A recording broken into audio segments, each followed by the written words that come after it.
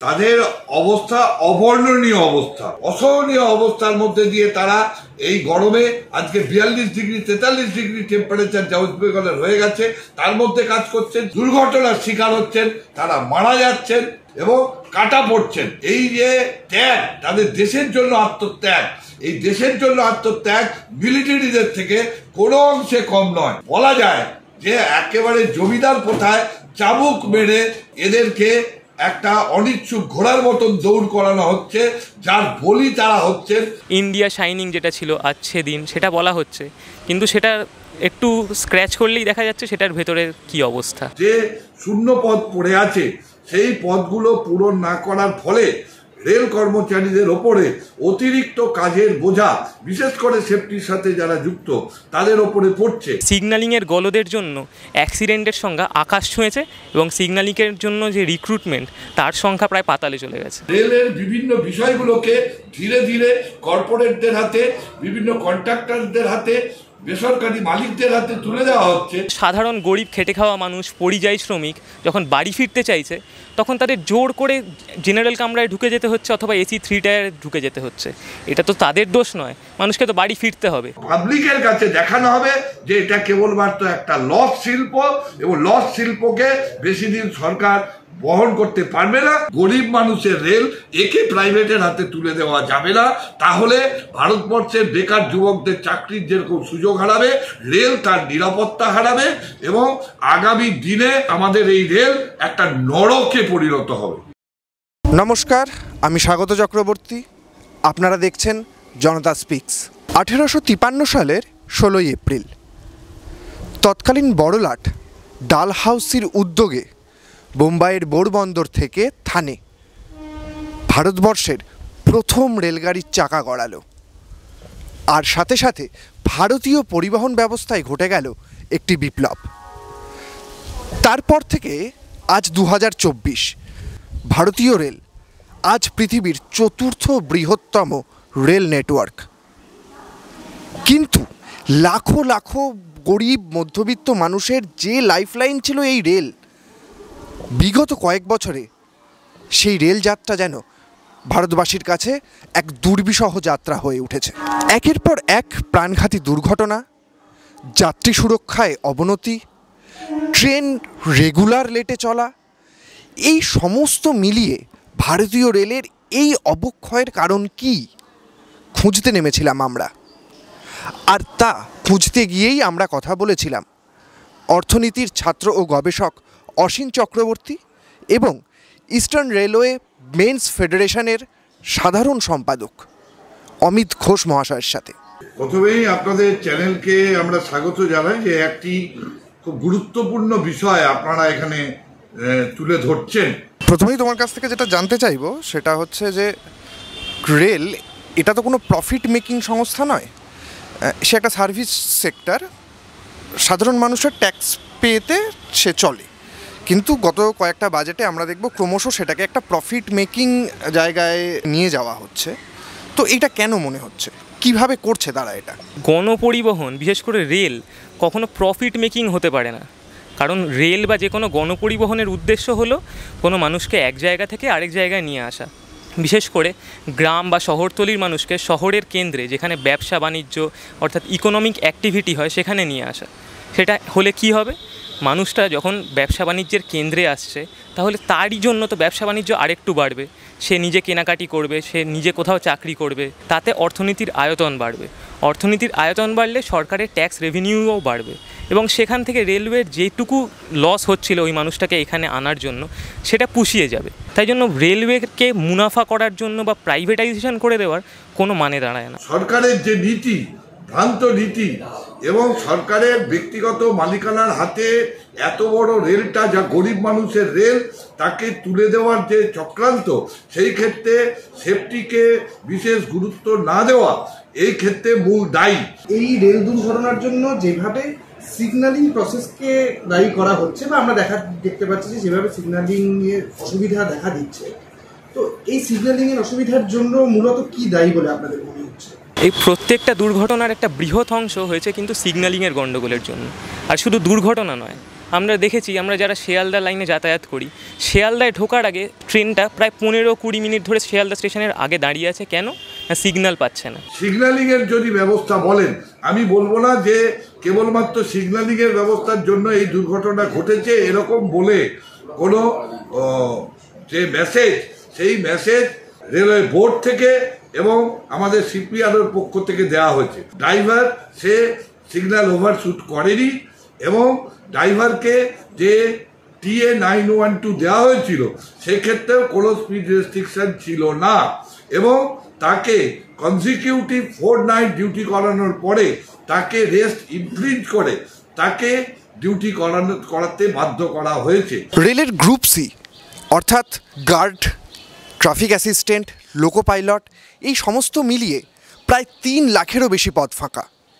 এই 3 লাখের মধ্যে 1.7 লাখ পদ কিন্তু সরাসরি যাত্রী সুরক্ষার নানা ডিভিশনের সাথে জড়িয়ে। ফলত যারা এই সমস্ত পোস্টে কাজ করছেন তাদের 12 থেকে 14 ঘন্টা ডিউটি করতে হচ্ছে। তারা উপযুক্ত বিশ্রামের সময়টুকুও পাচ্ছেন না। বিশ্রামের সময় অনেকটা কমে গেছে। 2018 সালে 6 বছর আগে একটা রিক্রুটমেন্টের নোটিশ বেরিয়েছিল, সেটার পরীক্ষাও হয়েছিল। প্রায় 2.5 কোটি মানুষ সেটার পরীক্ষা দিয়েছিলেন, তার রেজাল্ট আজ অবধি বেরোয়নি। রিক্রুটমেন্ট করা হচ্ছে না, তাই জন্য লোকাল ট্রেনের সংখ্যাও বাড়ানো যাচ্ছে না জনসংখ্যার বৃদ্ধির সঙ্গে সামঞ্জস্য রেখে। ব্যাপক যে রানিং স্টাফেদের বা সেফটি ক্যাডারে যে শূন্য পদ পড়ে আছে সেই পদগুলো পূরণ না করার ফলে রেল কর্মচারীদের ওপরে অতিরিক্ত কাজের বোঝা, বিশেষ করে সেফটির সাথে যারা যুক্ত তাদের ওপরে পড়ছে। আমরা যদি দেখি আমাদের আশেপাশের মানুষজন যারা রেল বোর্ডে বা রেলওয়েতে কাজ করেন তাদের জিজ্ঞেস করলে জানবো যারা সিগন্যালিংয়ে কাজ করেন তাদের ছুটি পাওয়া দুষ্কর হয়ে গেছে, কারণ তাদের রিপ্লেসমেন্ট হিসেবে কাউকে আনার মতো লোক নেই আর, এবং তাদের কন্টিনিউয়াস নাইট করতে হচ্ছে। এই ব্যাপারে প্রত্যেকটা মানুষের হিউম্যান যে মস্তিষ্কের যে ফেলিওর, সেই ফেলিওর হতে পারে। আধুনিকরণের আমরা বিরোধী নই।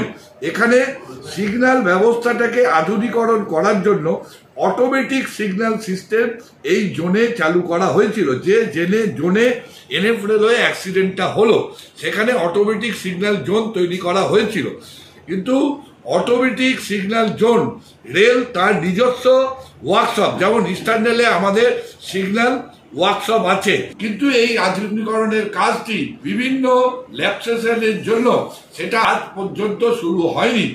এবং এখানে এই সিগন্যালিং ব্যবস্থাটা যেমন রেলের বিভিন্ন বিষয়গুলোকে ধীরে ধীরে কর্পোরেটদের হাতে, বিভিন্ন কন্ট্রাক্টরদের হাতে, বেসরকারি মালিকদের হাতে তুলে দেওয়া হচ্ছে, ঠিক সিগন্যাল ব্যবস্থাটাও তুলে দেওয়া হয়েছে। এবং এক্ষেত্রে এই সিগন্যালিং ব্যবস্থাটা সিমেন্সের হাতে ছিল এবং তাদের সাথে AMC থাকে যে এটাকে তাদের ঠিক করার জন্য ব্যবস্থা থাকে এবং তারা এই ধরনের যে চুক্তি থাকে সেই চুক্তি তারা ভঙ্গ করেন। এবং এইটা যে 6 মাস আগে তৈরি হয়েছিল, এক একটা জায়গায় এক একটা কোম্পানিকে দেওয়া হচ্ছে। এর টেকনোলজিগুলো এক একটা জায়গায় এক এক রকম, এর সফটওয়্যারগুলো এক এক জায়গায় এক এক রকম। সেই ব্যাপারে নিয়ম অনুযায়ী এই অটোমেটিক সিগন্যাল জোনের ট্রেনিং লোকো চিফ, লোকো ইন্সপেক্টরকে দেওয়া হয়। এক্ষেত্রে সেটা দেওয়া হয়নি এবং কোনো ড্রাইভারদের দেওয়া হয়নি। অন্যান্য জোনে যেখানে অটোমেটিক সিগন্যাল আছে সেখানকার অভিজ্ঞতার মধ্যে দিয়েই তারা চালাচ্ছে। 6 ঘন্টা ধরে এই সিগন্যাল খারাপ ছিল। কর্মীর সংখ্যা কম, তাহলে বছর বছর রিক্রুটমেন্ট হচ্ছে না কেন? আপনাদের কি মনে হচ্ছে? সরকার কেবলমাত্র ট্যাক্স কালেক্টরের ভূমিকা পালন করছে। ভারতবর্ষের সর্ববৃহৎ যে বেকার যুবকদের চাকরি দেওয়ার যে সুযোগ সেটা কেবলমাত্র রেলে আছে। আমি 1974 সালে বলছি, যাতে ঐতিহাসিক রেল ধর্মঘট হয়েছিল, তখন রেল কর্মচারীর সংখ্যা ছিল 20 লক্ষ, কিন্তু তারপর থেকে রেল লাইন বেড়েছে, গাড়ি বেড়েছে, সমস্ত কিছু বেড়েছে, কিন্তু তা সত্ত্বেও এখানে দিন প্রতিদিন যে কর্মী সংখ্যা সেটা আজকে শূন্য হতে হতে হতে হতে এমন জায়গায় এসে পৌঁছেছে যে আজকে 13 লাখ রেল কর্মচারী দেখানো হলেও 3 লাখের কাছাকাছি, 2 লাখ প্রায় 75,000 মতো শূন্য পদ এখনো পড়ে রয়েছে। এবং প্রত্যেক বছর একেবারে সরকারের যে নীতি সেই অনুযায়ী প্রত্যেক বছর আরো কাটেলমেন্ট হচ্ছে, বহু মানুষ রিটায়ার করে চলে যাচ্ছে এবং আগামী কয়েকদিনের মধ্যে কয়েক বছরের মধ্যে এইটাকে 7 লক্ষ শ্রমিক কর্মচারীতে নিয়ে গিয়ে এই কাজটা তারা করানোর চেষ্টা করছেন। তার কারণ হচ্ছে তাদের বক্তব্য হচ্ছে অপারেশন রেশিওতে স্টাফ কস্ট বেশি হয়ে যাচ্ছে, যেটা ভুল। সিগন্যালিংয়ের জন্য বরাদ্দ রেল বাজেটের 2016 সালের বাজেটেও 2% ছিল, 2022 সালের রেল বাজেটেও মাত্র 2% রয়ে গেছে। এদিকে সিগন্যালিংয়ের গলদের জন্য অ্যাক্সিডেন্টের সংখ্যা আকাশ ছুঁয়েছে এবং সিগন্যালিংয়ের জন্য যে রিক্রুটমেন্ট তার সংখ্যা প্রায় পাতালে চলে গেছে। অমৃত ভারতের মতন যে স্টেশনগুলোকে বাছা হয়েছে সেই স্টেশনগুলোকে এয়ারপোর্ট মাফিক তৈরি করার ক্ষেত্রে এই ব্যয় হচ্ছে, সেফটির ক্ষেত্রে এই ব্যয় হচ্ছে না। গরিব মানুষের রেল একে প্রাইভেটের হাতে তুলে দেওয়া যাবে না, তাহলে ভারতবর্ষের বেকার যুবকদের চাকরির যেরকম সুযোগ হারাবে, রেল তার নিরাপত্তা হারাবে এবং আগামী দিনে আমাদের এই রেল একটা নরকে পরিণত হবে। প্রফিট করতে গেলে কি করতে হবে? যেই জায়গা থেকে আমার বেশি মুনাফা আসছে সেই জায়গাটাকে আমি বাড়িয়ে যাব, সেটাই হয়েছে রেলে। দূরপাল্লার ট্রেনগুলিতে অসংরক্ষিত কামরা কিন্তু প্রচুর কমিয়ে দেওয়া হয়েছে। এই অসংরক্ষিত কামরাগুলিতেই দেশের খেটে খাওয়া মানুষ, পরিযায়ী শ্রমিক, তারা দেশের এক প্রান্ত থেকে আরেক প্রান্তে পরিবহন করেন। এই অসংরক্ষিত কামরা কমিয়ে দেওয়ার ফলে দেখা যাচ্ছে বহু মানুষ জেনারেলের টিকিট কেটে সংরক্ষিত কামরায় উঠে পড়তে বাধ্য হচ্ছেন, যার ফলে সংরক্ষিত কামরায় থাকা যাত্রীদেরও ব্যাপক অসুবিধায় পড়তে হচ্ছে। সাধারণ গরিব খেটে খাওয়া মানুষ, পরিযায়ী শ্রমিক যখন বাড়ি ফিরতে চাইছে তখন তাদের জোর করে জেনারেল কামরায় ঢুকে যেতে হচ্ছে অথবা এসি 3 টায়ারে ঢুকে যেতে হচ্ছে। এটা তো তাদের দোষ নয়, মানুষকে তো বাড়ি ফিরতে হবে। তৎকালের নাম করে তাদের কাছ থেকে বেশি টাকা সংগ্রহ করা হচ্ছে, তৎকালেও রাতভর দাঁড়িয়ে তারা টিকিট পাচ্ছেন না, মানুষ বাধ্য হচ্ছেন ঝুলে ঝুলে যেতে। 2012 সালে স্লিপারের সংখ্যা এক একটা ট্রেনে ছিল 35.5%। 2022 সালে সেটা কমে দাঁড়িয়েছে 32.9%। আবার অন্যদিকে এসি 3 টায়ারের সংখ্যা 2012 সালে ছিল 9.2%, সেটা এখন 2022 সালে প্রায় দ্বিগুণ বেড়ে হয়ে গেছে 17%।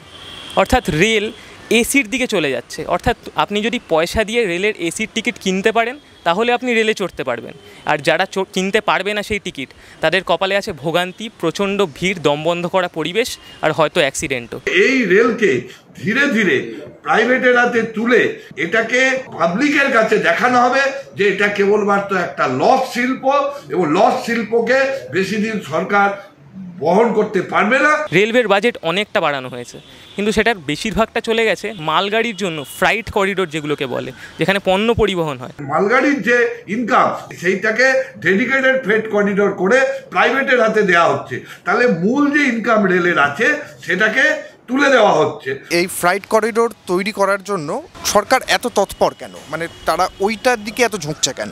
সরকার মনে করছে পণ্য পরিবহনটাই রেলের একমাত্র কাজ। কেন? কারণ পণ্য পরিবহন করলে রেলের সব থেকে বেশি মুনাফা আসে।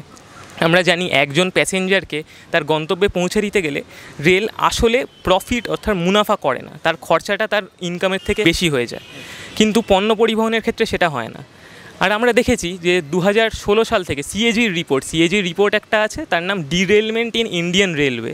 সেটাই দেখা গেছে 2016 সাল থেকে 2022 সালের মধ্যে রেলের মালগাড়ির পেছনে খরচা প্রায় দ্বিগুণেরও বেশি বেড়ে গেছে এবং রেলের প্যাসেঞ্জারের পেছনে খরচা প্রায় অর্ধেক হয়ে গেছে। সিএজির রিপোর্টেই দেখা যাচ্ছে, এটা কিন্তু কোভিডের আগের কথা বলছি আমি, 2017, 18, 19, তখন থেকেই রেলের প্যাসেঞ্জারের থেকে আমদানি, প্যাসেঞ্জারের টিকিট কাটা, আমি তুমি যে টিকিট কাটি, মানুষ দূরপাল্লার যাত্রায় যে টিকিট কাটে, সেখান থেকে রেলের যে আয় হয় সেটা কমছে। কিন্তু পণ্য পরিবহনের ক্ষেত্রে রেলের মুনাফা এবং রেভিনিউ প্রায় আকাশ ছুঁয়েছে, প্রত্যেক বছর সেটা বেড়ে যাচ্ছে এবং রেল সেই দিকেই তার খরচাটাও বাড়িয়ে যাচ্ছে, রেল সেখান থেকে তার ইনকামটাও বাড়িয়ে যাচ্ছে। কিন্তু প্যাসেঞ্জার, তাদের পেছনে রেলের কোনো খরচাও নেই, তাদের সুরক্ষার পেছনে রেলের কোনো মাথা ব্যথাও নেই। 2014 সালে রেলের প্রতি কিলোমিটারে গড় ভাড়া ছিল প্রায় 14 পয়সা মতো, কিন্তু 2021 সালে সেই গড় ভাড়া বাড়িয়ে করা হয় প্রায় 21 পয়সার কাছাকাছি। এখন সময়ের সাথে সাথে হয়তো রেলের ভাড়া খানিক বাড়াতে হতেই পারে, কিন্তু যে অনুপাতে এই রেলের ভাড়া বাড়ানো হচ্ছে তা কিন্তু বেশ অস্বাভাবিক। আমরা দেখেছি ফ্লেক্সি ফেয়ার বলে একটা জিনিস ইন্ট্রোডিউস করা হয়েছে, যেখানে একটা টিকিটের দাম অনেকটা বাড়িয়ে দেওয়া হচ্ছে। তাই জন্য একটা টিকিট যদি বিক্রি হয় এবং তার বদলে যদি 2টো টিকিট না বিক্রি হয়, সেই রেভিনিউয়ের ক্ষতিটা ওই একটা টিকিটের বিক্রিতে পুষিয়ে যাচ্ছে। ভারতীয় রেলের লাস্ট 2-3 বছরের একটা বড় ব্র্যান্ডিং হচ্ছে বন্দে ভারত। বন্দে ভারত আসার পর বাকি যে রেলের সিস্টেম এটাকে কিভাবে এফেক্ট করছে? বন্দে ভারতটা একটা রোগের সিমটম, কিন্তু রোগটা আবার সেই একই, মুনাফা করার চিন্তাধারা, প্রফিট মেকিং করার চিন্তাধারা। বন্দে ভারতের টিকিটের দাম আমরা সবাই জানি, সাধারণ মানুষের আয়ত্তের বাইরে। তাহলে এটা কাদের টার্গেট করে চালু করা হয়েছে? সেই উচ্চ শ্রেণী যারা টিকিট কাটতে পারবে এবং সেই টিকিট কেটে রেলকে একটা মুনাফা দিতে পারবে। বন্দে ভারতের টাকাটা আসছে কোত্থেকে? একটা ফিক্সড পুল অফ মানি থেকেই তো আসছে। সেই ফিক্সড পুল অফ মানি থেকে যদি উচ্চ শ্রেণীর মানুষের জন্য একটা টাকা সরিয়ে দেখা হয়, তাহলে বাকিদের ভাগে কম পড়বেই। সেটাই হচ্ছে। পরিকল্পনাকে যদি সঠিকভাবে না নেওয়া হয়, রেল গাড়ি তো আর রাস্তা দিয়ে চলবে না, রেল লাইন কনজাস্টেড হয়ে যাচ্ছে।